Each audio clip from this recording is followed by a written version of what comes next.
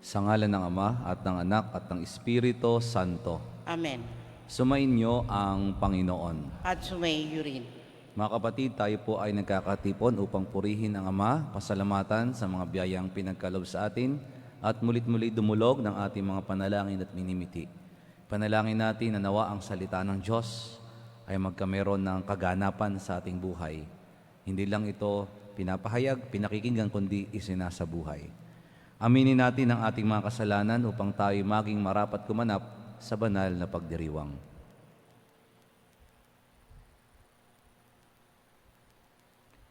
Inaamin ko sa makapangyarihang Diyos at sa inyo mga kapatid, na lubha akong nagkasala sa isip, salita, sa gawa at sa aking pagkukulang. Kaya isinasamo ko sa mahal na Birheng Maria, sa lahat ng mga anghel at mga banal, at sa inyo mga kapatid na ako'y panalangin sa Panginoong ating Diyos. Kaawaan tayo ng makapangyarihang Diyos, patawarin tayo sa ating mga kasalanan, at patnubayan tayo sa buhay na walang hanggan. Amen.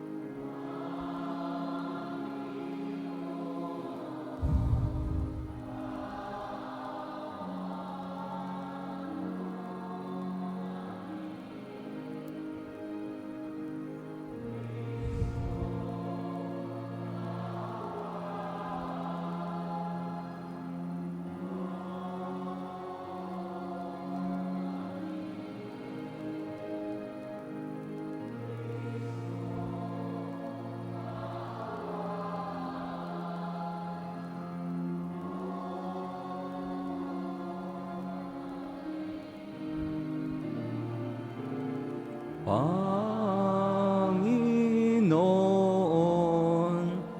kaawaan mo kami.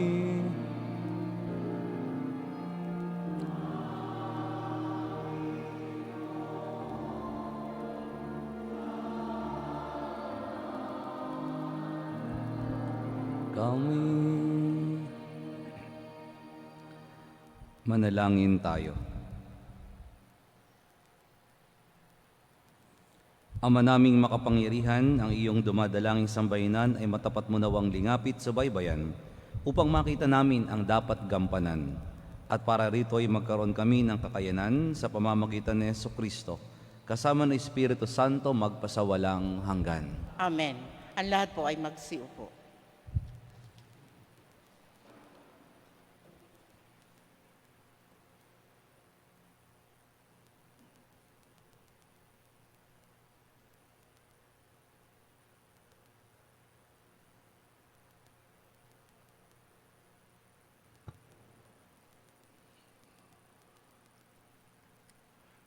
Pagbasa mula sa sulat sa mga Ebreo.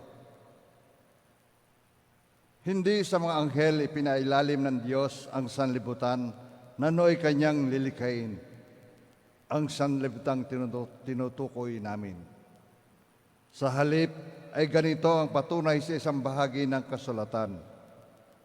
Ano ang tao upang siya'y alalahanin, o ang anak ng tao upang iyong pangalagaan? Sandaling panahong siya'y pinababa mo kaysa mga anghel. Ngunit pinagkalooban mo siya ng kadakilaan at karangalang marapat sa isang hari. At ipinailalim mo sa kanyang kapangyarihan ang lahat ng bagay. Nang ipailalim ng Diyos ang lahat ng bagay sa kapangyarihan ng tao, walang bagay na di ipinailalim sa Kanya. Sa kasalukuyan, hindi pa natin nakikitang napapailalim sa Kanyang kapangyarihan ang lahat ng bagay.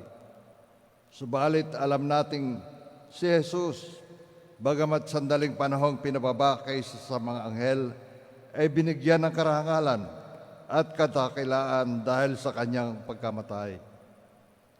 Dahil sa pag-ibig ng Diyos, niloob niya na si Jesus ay mamatay para sa ating lahat.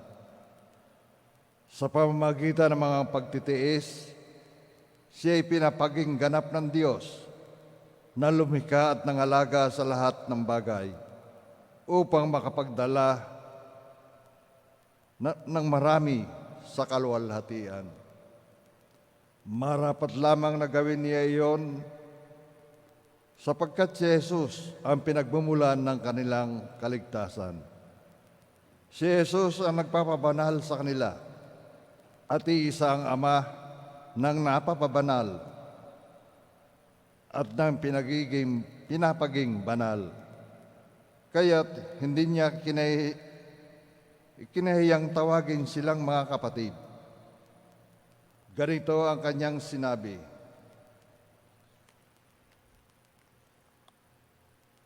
"Ipahayag ko sa aking mga kapatid ang iyong pangalan, at aawit ako ng papuri sa iyo sa gitna ng kapulungan." Ang salita ng Diyos. Salamat sa Diyos.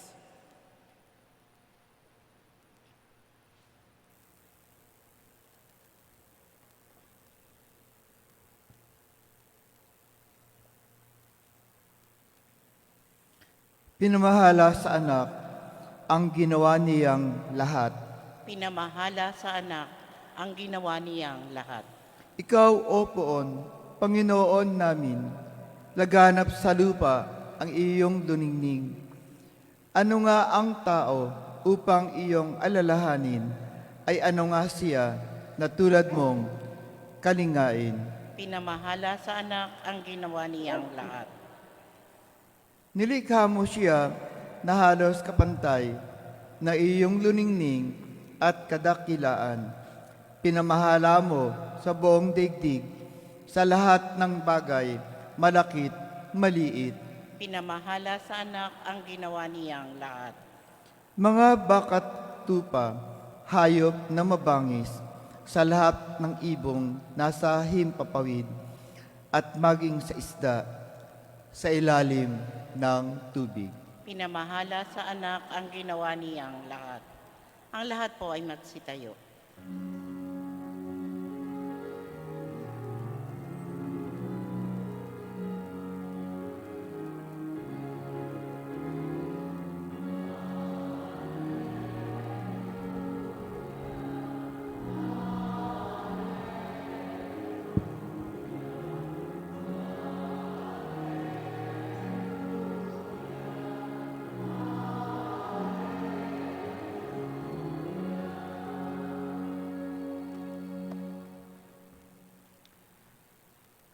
Sumainyo ang Panginoon. At sumaiyo rin. Ang mabuting balita ng Panginoon ayon kay San Marcos. Papuri sa iyo, Panginoon. Sa lungsod ng Capernaum, sa araw ng pamahinga, si Jesus ay pumasok sa sinagoga at nagturo. Namangha ang mga tao sapagkat nagturo siya sa kanila na parang isang may kapangyarihan at hindi tulad ng mga iskriba. Bigla naman pumasok sa sinagoga ang isang lalaking inaalihan ng masamang espiritu at sumigaw, "Ano ang pakialam mo sa amin, Jesus na taga Nazaret? Naparito ka ba upang puksain kami? Kilala kita, ikaw ang banal mula sa Diyos." Ngunit iniutos ni Jesus sa masamang espiritu, "Tumahimik ka, lumabas ka sa kanya." Pinapangisay ng masamang espiritu ang tao at sumisigaw na lumabas. Nang gilalas ang lahat, kaya't sila'y nagtanungan, "Ano ito? Bagong aral?" Nauutusan niya pati ang masamang espiritu at sinunod naman siya. At mabilis na kumalat sa buong Galilea ang balita tungkol kay Jesus. Mga kapatid, ang mabuting balita ng Panginoon. Pinupuri ka namin, Panginoong Heso Kristo. Ang lahat po ay magsiupo. Magandang umaga po sa inyong lahat. Magandang umaga din po, Padre. Ang tema po ng ating pagdiriwang ngayon sa ating mga pagbasa ay tungkol sa kapangyarihan ng Diyos. Ito po ay nakita naramdaman ng mga tao, una sa pagtuturo sa salita ng Diyos. Kanya ipinapaliwanag, kanyang itinuturo ang salita ng Diyos sa mga tao na naroon sa sinagoga. At naramdaman ng mga tao ang kapangyarihan ng Panginoon. Kaya nga sabi nila ay, sino itong taong ito na parang may isang kapangyarihan? Ikalawa, ang kanyang kapangyarihan ay ipinahayag niya, pinakita niya sa pagpapalayas ng demonyo at pagpapagaling sa may sakit. Kaya nga sabi uli ng mga tao, ano ito? Bagong aral na utusan niya pati ang mga demonyo. Ito po ang pinapahayag sa atin ng Panginoon, ang kanyang kapangyarihan. Kaya lamang, ang kanyang kapangyarihan ay magkakameron ng kaganapan sa ating buhay, una, kung tayo ay makikinig at kung tayo ay magsasabuhay nito. Katulad ng mga nasa sinagoga, ang ilan sa kanila ay nakinig at ang ilan sa kanila ay nakatanggap ng biyaya, pero hindi lahat. Katulad ng mga pariseyo at mga iskriba na hindi nila kinilala ang kapangyarihan ng Diyos. Kaya magpahanggang ngayon, hindi sila nabibilang sa mga naligtas. Hindi sila nabibilang sa kaharian ng Diyos dahil hindi nila matanggap ang pagtuturo ng Panginoon Jesucristo, ang katotohanan. Ito po mga kapatid ang unang paalala sa atin. Tayo ba kapag nalaman natin ang salita ng Diyos at napakinggan natin na mali yung ating ginagawa, tinatanggap ba natin ito? Kapag napakinggan natin ang salita ng Diyos na mali na pala yung ating buhay, atin ba itong tinatanggap upang maging naayon sa kalooban ng Diyos? Upang maging makatotohanan, upang maging tagasunod ng ating Panginoon sa pagsasabuhay ng Kanyang salita.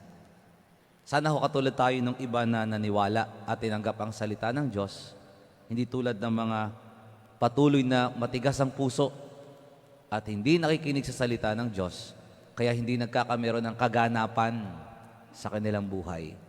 Ang turo po ng Diyos at ang turo ng simbahan ay ang mali ay hindi magiging tama. Kahit ano ang ating dahilan, kahit ano ang ating paliwanag, ang utos ng Diyos, ang salita ng Diyos, ay mananatiling ito lamang. At anuman ang mali sa salita ng Diyos ay hindi magiging tama. Ikalawa, sa pagpapagaling at pagtanggap ng pagpapagaling ng Panginoon Jesucristo, dapat po ay kinikilala din natin ng Diyos, kinikilala natin ang Kanyang kapangyarihan. Kapag tayo po ay nasa katigasan ng ating ulo, kapag tayo po ay laging pinapairal ang kagustuhan natin at hindi yung pagkilala sa kapangyarihan ng Diyos, pagkilala sa pagpapagaling ng Diyos, hindi rin po magkakameron ng kaganapan ang Kanyang salita at ang Kanyang pagpapagaling. Kahit po yung masasamang espiritu ay talagang kinikilala ang kapangyarihan ng Diyos at nang sinabi ng Panginoon, tumahimik ka, lumabas ka sa Kanya, sila ay napalayas niya at gumaling ang may sakit. Sabi nga ho ng isang kaibigan kong doktor, sa pagpapagaling ay may isang malaking hadlang at ito yung katigasan ng ulo. Kapag sinabing bawal nang kainin ito, bawal nang gawin ito, bawal nang magkameron ng ganito, pag tayo matigas ang ulo, kahit napakaraming gamot, ay hindi rin po tayo gagaling. Ito rin ho ang paalala ni Kristo. Lagi nating pinapakinggan ang salita ng Diyos. Lagi nating napapakinggan ang pagninilay sa salita ng Diyos. Pero kung matigas ang ating puso, ang ating ulo, hindi magkakameron ng kaganapan ang kapangyarihan ng Diyos sa atin. Kaya sa pagpapatuloy po ng ating pagdiriwang, pinapaalala niya, ang kapangyarihan niya ay magkakameron ng kaganapan sa ating buhay kung tayo'y makikinig, magpapakumbaba, tatanggapin ang Kanyang sinasabi at isasabuhay ito.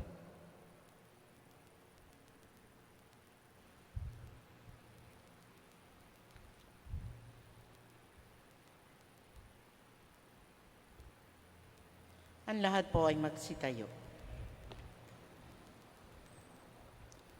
Tulad ng mga taong sa pamamagitan ng Ebanghelyo, nagsasalita sa atin si Kristo na may walang hanggang kapangyarihan at mga himala ng pagpapagaling. Sa pamamagitan niya, manalangin tayo na may matibay na paniniwala. Ang ating tutugon, Panginoon, dinggin mo ang aming panalangin. Panginoon, dinggin mo ang aming panalangin. Ang simbahan, naway patuloy na ituro ang katotohanan ni Kristo at labanan ang mga kasamaan sa ating panahon. Manalangin tayo sa Panginoon. Panginoon, dinggin mo ang aming panalangin. Ang mga pinuno sa daigdig, naway isulong ang kabutihan sa kanikanyang gobyerno at maging maalab sa pagbabaklas ng kasamaan sa lipunan na kanilang sinumpaang paglilingkuran. Manalangin tayo sa Panginoon. Panginoon, dinggin mo ang aming panalangin. Tayo naway hindi manghinawa sa ating buhay, pananalangin, upang hindi manaig sa ating buhay ang masamang espiritu. Manalangin tayo sa Panginoon. Panginoon, dinggin mo ang aming panalangin. Ang mga may sakit, naway maging malaya sa kanilang mga physical at spiritual na paghihirap. Manalangin tayo sa Panginoon. Panginoon, dinggin mo ang aming panalangin. Ang mga tapat na yumao, naway magtamasa ng maliwanag na bukang liwayway ng buhay na walang hanggan.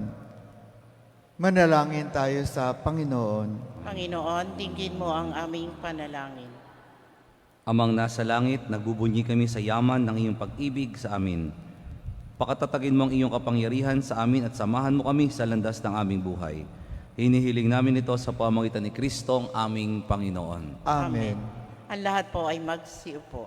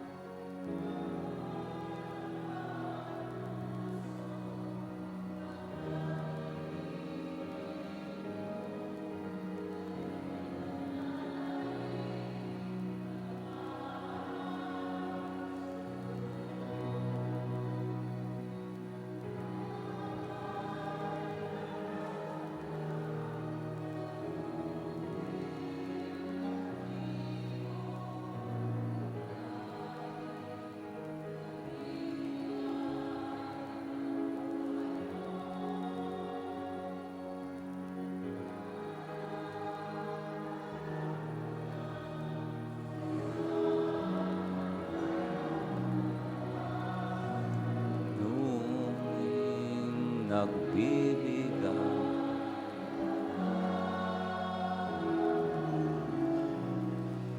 Magsitayo po ang lahat. manalangin kayo mga kapatid upang ang paghahain natin ay kalugdan ng Diyos amang makapangyarihan. Tanggapin nawa ng Panginoon itong paghahain sa iyong mga kamay, sa kapurihan niya at karangalan sa ating kapakinabangan at sa buong sambayanan niyang banal. Ama naming lumikha, ang paghahain ito ng iyong sambayanan ay iyong marapatin mong paunlakan.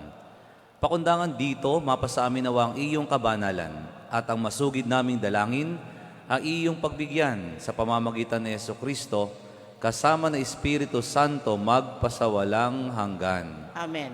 Sumainyo ang Panginoon. At sumaiyo rin. Itaas sa Diyos ang inyong puso at diwa. Itinaas na namin sa Panginoon. Pasalamatan natin ang Panginoong ating Diyos. Marapat na siya ay pasalamatan. Ama naming makapangyarihan, tunay ngang marapat na ikaw ay aming pasalamatan. Sa pamamagitan ni Jesucristo na aming Panginoon, ikinalugod mong sa Kanya'y baguhing mabuti ang lahat, at sa pamamagitan ay aming tinatanggap ang iyong abot-abot na kaloob at paglingap. Kahit na siya ay hindi naiiba sa iyo, minabuti niyang maging di rin naiiba sa mga tao. Hamak siyang tulad namin sa kamatayang totoo, noong inihain niyang sarili ng kami makasundo mo. Kaya naman iyong idinangal siya at iyong itinampok upang sa lahat siya'y manguna. Ngayon ngay lahat ng sa kanya'y nakikiisa ay talagang magkakamit ng iyong buhay at ligaya. Kaya kaysa ng mga anghel na nagsisiawit ng papuri sa iyo nang walang humpay sa kalangitan, kami nagbubunyi sa iyong kadakilaan.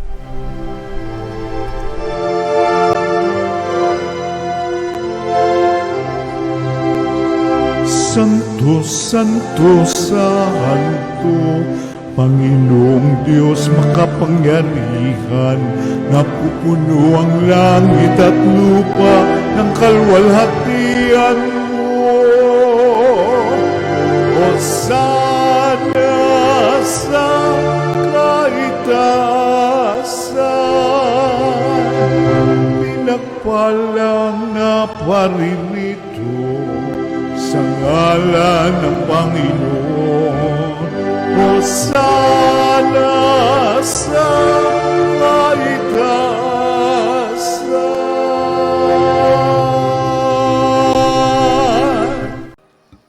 Ama naming banal, ikaw ang bukal ng tanang kabanalan, kaya't sa pamamagitan ng iyong Espiritu, gawin mong banal ang mga kaloob na ito, upang para sa amin maging katawan at dugo ng aming Panginoong Hesukristo.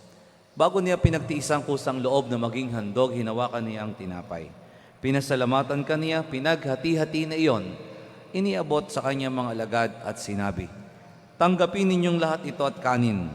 Ito ang aking katawan na ihahandog para sa inyo."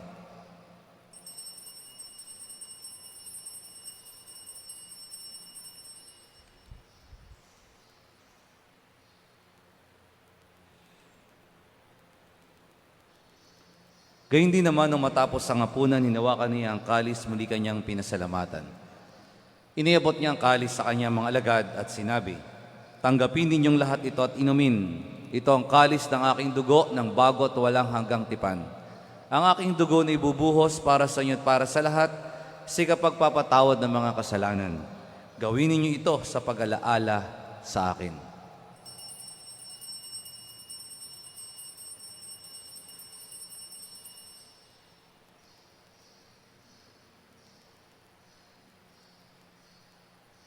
Ipagbunyi natin ang misteryo ng pananampalataya.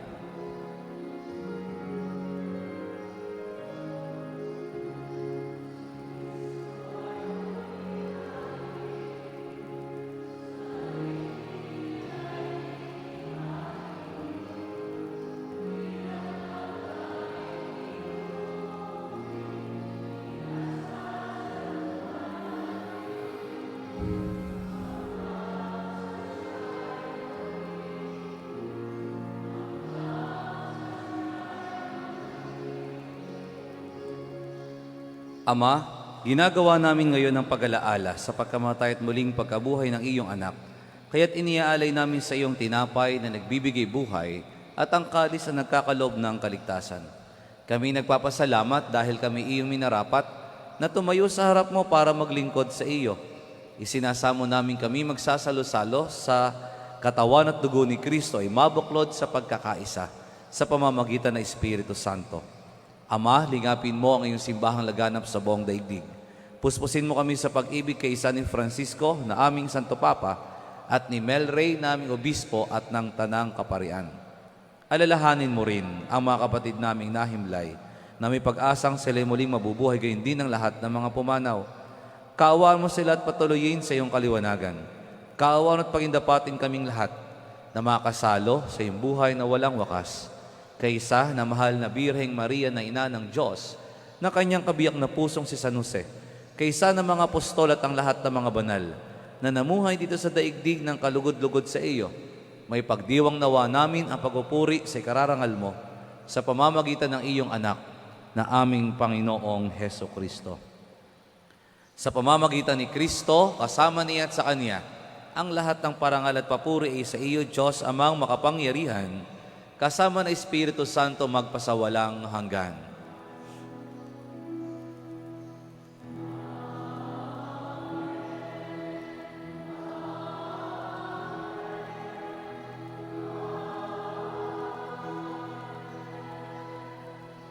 Magsitayo po ang lahat. Sa tagubili ng mga nakagagaling na utos at turo ni Jesus na Panginoon natin at Diyos, ipahayag natin ng lakas loob.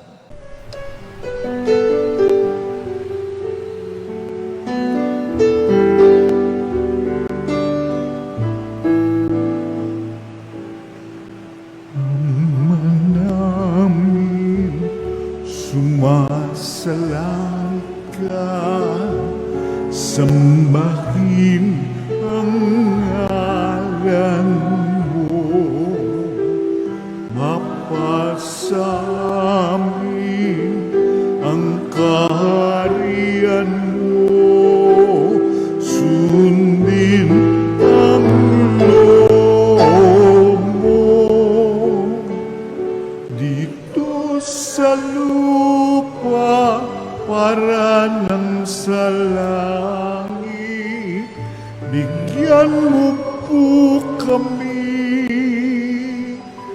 ngayon ng aming kakanin sa araw-araw at patawarin mo kami sa aming mga sala para ng pagpapatawan namin sa nagkakasala sa amin. At huwag mo kaming ipagdulot sa tukso, at yadya mo kami sa lahat ng masama. Inihiling namin kami ay Diyos sa lahat ng masama, pagkalooban ng kapayapaan araw-araw, iligtas sa kasalanan at ilayo sa lahat ng kapahamakan, samantalang aming pinananabigan ang dakilang araw ng pagpapahayag ng tagapagligtas naming Seso Kristo.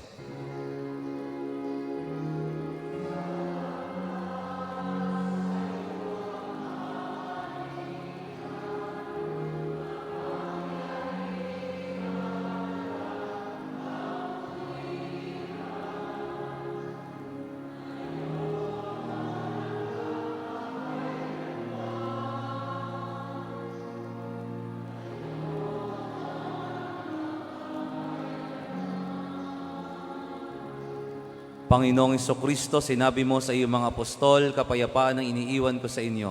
Ang aking kapayapaan ang ibinibigay ko sa inyo. Tunghayan mo ang aming pananampalataya at huwag ang aming pagkakasala. Pagkalooban mo kami ng kapayapaan at pagkakaisa ayon sa iyong kalooban. Kasama na Espiritu Santo magpasawalang hanggan. Amen.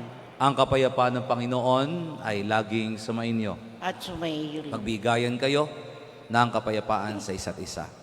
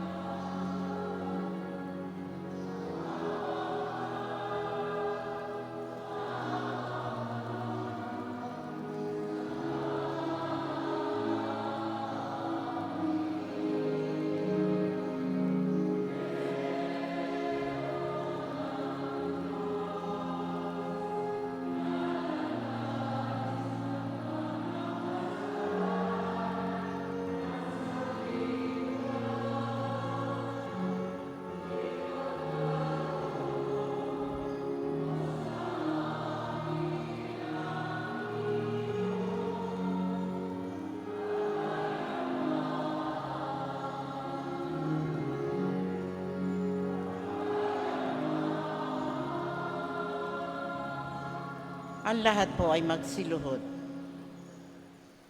Ito ang kordero ng Diyos, ito nag-aalis ng mga kasalanan ng sanlibutan, mapalad ang mga inaanyayahan sa kanyang piging. Panginoon, hindi ako karapat-dapat na magpatuloy sa iyo. Ngunit sa isang salita mo lamang ay gagaling na ako.